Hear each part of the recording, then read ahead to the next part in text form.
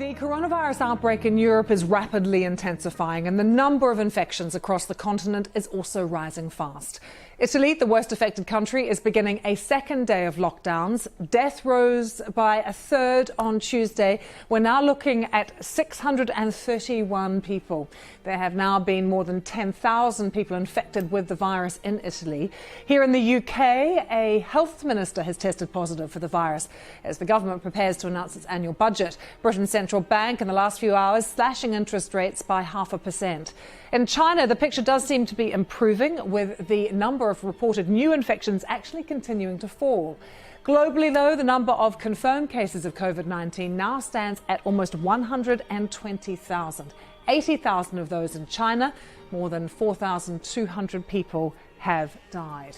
Well, European leaders have been updating their countries on the coronavirus outbreak in the last hour. We've been hearing from Germany's Chancellor Angela Merkel, who said experts had told her that between 60 and 70% of people were likely to be affected.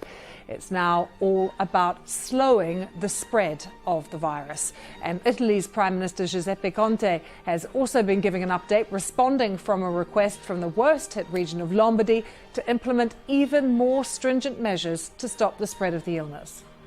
I've already declared on behalf of the government that we are not closed to the idea of adopting more restrictive measures. Although let's bear in mind that the day before yesterday we did introduce some restrictive measures for the whole country, but we are happy to follow the requests based on the curve of the virus contagions.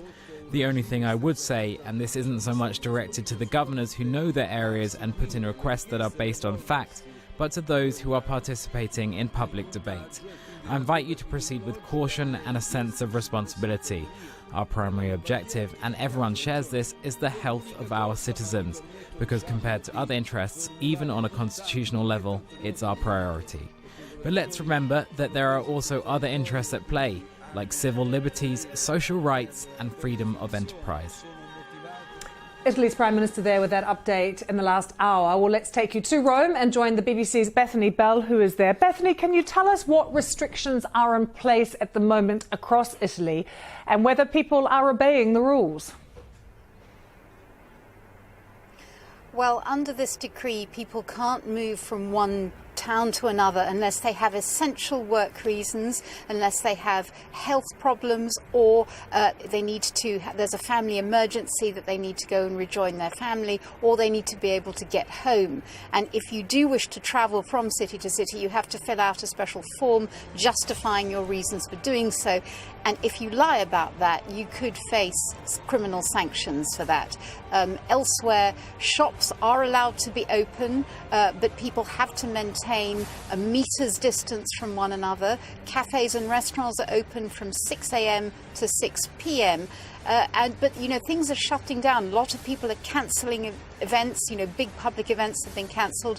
Just close to where I am now, St. Peter's Square in the Vatican has been closed to groups and tourists, and really a sense here of life very, very strange. About as to whether people are obeying these things, very hard to tell at the moment, and quite an individual thing. And we haven't seen that much evidence of how the authorities are enforcing this at the moment. Bethany, we've just been hearing from Italy's Prime Minister, who said there could be even stricter rules brought in for Lombardy, which is the worst affected region in Italy. How is the health system in Lombardy coping, given the amount of new infections and new patients they're having to deal with every day? It's under immense strain. Italy has a very well-developed health system, particularly in northern regions like Lombardy. But the pressures on that system at the moment, because of so many people needing treatment in intensive care, is making things extremely hard for doctors. One of them described it as a kind of war situation that they were facing, and we've seen pictures of beds, intensive care beds, actually in hospital corridors.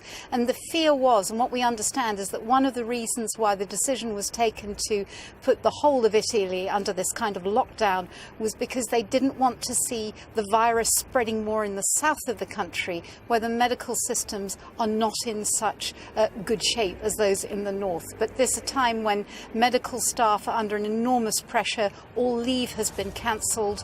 Their fears that they're getting tired and what will happen if the numbers just continue to grow. Bethany, thanks for joining us from Rome, and we'll be returning to Italy shortly to hear from a resident who is under lockdown with her children about what life is like. But while Italy is taking these emergency measures across the entire country, the UK has taken an extraordinary financial step.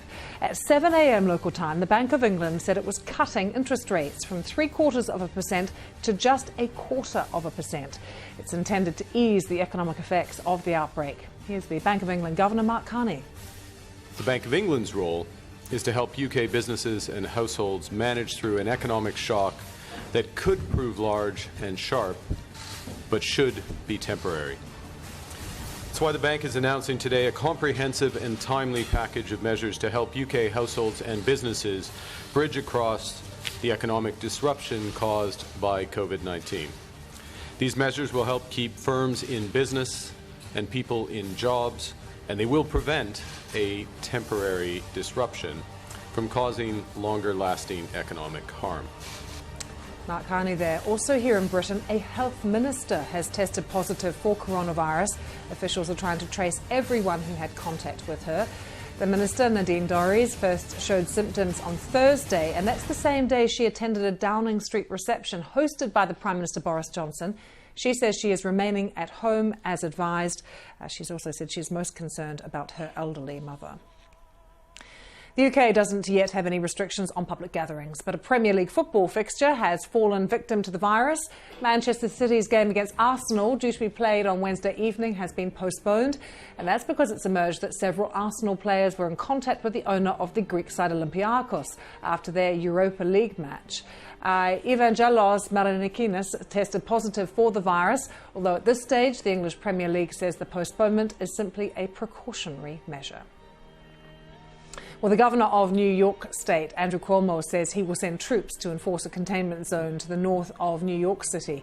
The National Guard will deliver food to quarantine individuals in New Rochelle, where a 1 mile, that is 1.6 kilometres, containment zone is being put into place after the virus was discovered there. It comes as passengers left the Grand Princess cruise ship, which was finally allowed to dock in Oakland after a COVID-19 outbreak on board. Vice President Mike Pence has said new measures are being put into place to deal with the infections on board cruise ships coming to America. I'm also pleased to report that we did receive this afternoon a comprehensive proposal from the cruise line industry, a proposal that includes advanced screening, improving medical services on ships, providing for airlift evacuation and land-based care at the expense of the cruise lines for anyone that might be not only infected with the coronavirus, but with any serious illness. Well, just to give you an idea of some of the preventative measures being taken across the US, let's show you San Francisco right now, where city officials have assembled a fleet of 30 mobile homes, which will be used to help people who don't have their own accommodation to self-isolate if necessary. Currently, there are 14 cases in San Francisco, this initiative costing around $440,000.